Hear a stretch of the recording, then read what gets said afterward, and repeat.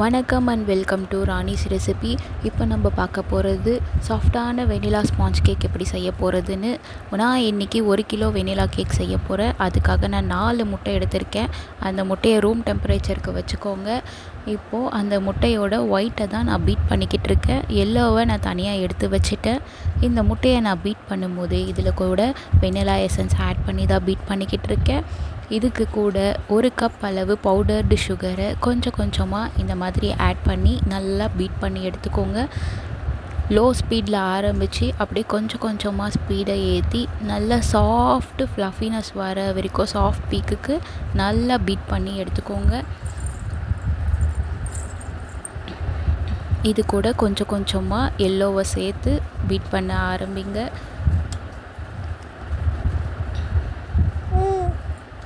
இந்த கன்சிஸ்டன்சிக்கு வரணுங்க. சாஃப்ட் கேக்கு வேணும்னா இந்த மாதிரி கொஞ்சம் கொஞ்சமாக ஆட் பண்ணி பீட் பண்ணிக்கோங்க.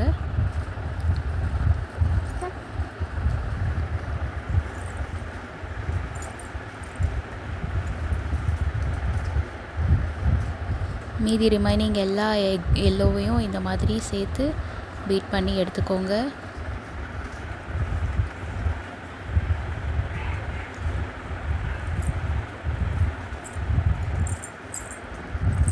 உங்கள்கிட்ட எலக்ட்ரிக் பீட்டர் இருந்துச்சு அப்படின்னா நீங்கள் வந்துட்டு கேக்கு நல்லா ஃப்ளஃபியாக செஞ்சு எடுத்துக்கலாம்.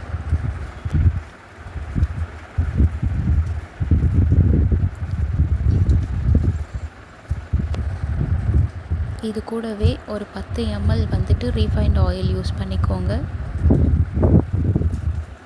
இதோடவே நான் வந்துட்டு ஒரு 2 டீஸ்பூன் அளவு பால் சேர்த்துருக்கேன். காய்ச்சி ஆற வச்ச பாலை ஆட் பண்ணிக்கோங்க. ஆட் பண்ணிவிட்டு இந்த ரா இன்க்ரீடியன்ட்ஸ் எல்லாத்தையுமே கொஞ்சம் கொஞ்சமாக சேர்த்துக்கலாம். 1 கிலோ வெனிலா ஸ்பாஞ்ச் கேக்கு நான் 1 கப் அளவு மைதா மாவு எடுத்திருக்கேன். சுகரும் 1 கப் தான் எடுத்தேன். 1 கப் மைதா மாவு எடுத்துக்கிட்டு அதில் 1 டீஸ்பூன் வந்துட்டு பேக்கிங் பவுடர் சேர்த்துக்கோங்க. 1/4 டீஸ்பூன் பேக்கிங் சோடா சேர்த்துட்டு இந்த 3 இன்க்ரீடியன்ட்ஸையுமே நல்லா ஜலிச்சு எடுத்துக்கோங்க. ஒரு 3 டைம்ஸாவது நல்லா ஜலிச்சிட்டிங்க அப்படின்னா அதில் ஏதாவது பார்ட்டிகல்ஸ் இருந்துச்சுன்னா அது உங்களுக்கு போயிட்டு உங்களுக்கு அங்கங்கே பபிள்ஸ் இல்லாமல் கட்டி கட்டியாக இல்லாமல் நல்லா இருக்கும். இந்த மாதிரி ஜலிச்சு அதில் ஆட் பண்ணிங்க அப்படின்னா மாவு சேர்க்கும் போது இந்த மாதிரி ஸ்லோவாக நல்லா மிக்ஸ் பண்ணி எடுத்துக்கோங்க. ஃபாஸ்ட்டாக மிக்ஸ் பண்ணிங்க அப்படின்னா முட்டையில் இருக்கிற ஏர் பபிள்ஸ் எல்லாம் வெளியில் போயிட்டு உங்களுக்கு கேக்கு கொஞ்சம் ஹார்டாக தான் வரும். அதனால் இந்த மாதிரி சாஃப்டாக நல்லா ஆட் பண்ணி பீட் பண்ணி எடுத்துக்கோங்க.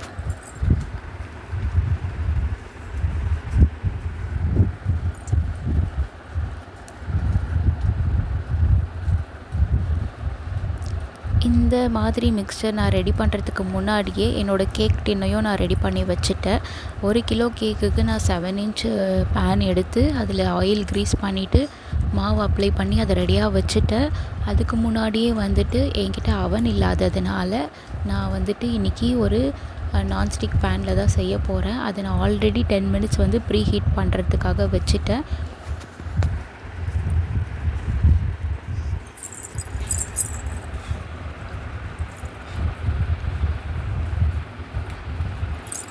இந்த மாதிரி விஸ்கை வச்சு ஸ்லோவாக ஜென்டலாக பீட் பண்ணி எடுத்துக்கோங்க. இந்த கேக்கை ரெடி பண்ணுறதுக்கு உங்களுக்கு 30 to 40 மினிட்ஸ் தாங்க ஆகும்.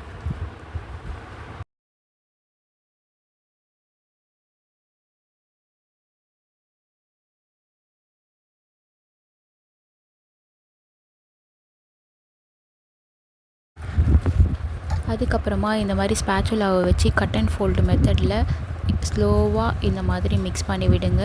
ரொம்ப வந்துட்டு ஹார்டாக மிக்ஸ் பண்ணாதீங்க.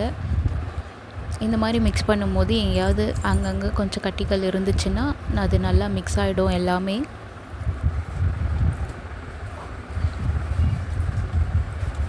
மிக்ஸ் ஆன இந்த ஃப்ளோரை நம்ம வந்துட்டு கேக் பேனுக்கு ட்ரான்ஸ்ஃபர் பண்ணிக்கலாம். இதுதான் நான் ரெடி பண்ணி வச்சுருக்க 7 இன்ச்சு பேனு. அதில் நான் இந்த பேட்டரை மிக்ஸ் பண்ணும்போது இந்த மாதிரி ரிப்பன் டைப்பில் வந்துட்டு நம்மளோட மாவு இருந்துச்சு அப்படின்னா நமக்கு கேக் நல்லா வரும்.